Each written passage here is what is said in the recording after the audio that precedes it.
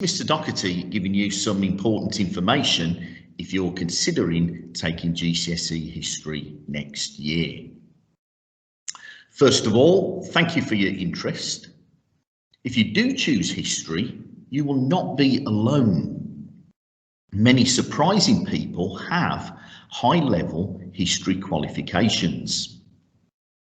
However, even if you don't want to be a TV presenter, singer, or business owner, history can still come in useful in a whole range of things. The reason for this is that history gives you a range of skills as well as a knowledge of content that enable you to understand the modern world a little bit better. So, in our GCSE content, we study these areas. For our world study, we examine the social, economic and political history of the USA between 1910 and 1929. This enables us to study a whole range of areas such as crime and prohibition, immigration patterns, status of Black Americans, and the role of women during a period of massive change for the USA. In our British depth study, we look at one of England's most revered rulers, Queen Elizabeth I.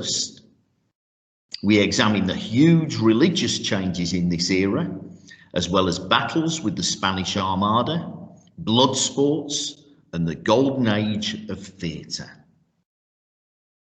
Our period study of the UK in the 20th century covers people's lives during the 1930s depression, the home front during the Second World War, and the impact of immigration, the National Health Service, 1960s pop music, and even a female Prime Minister in the 1980s.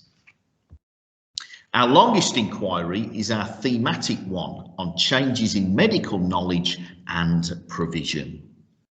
So, if you want to know who the Nightingale in Nightingale hospitals was, or who the Pasteur in pasteurised milk was, or who the Lister in Listerine was, then GCSE history is the thing for you.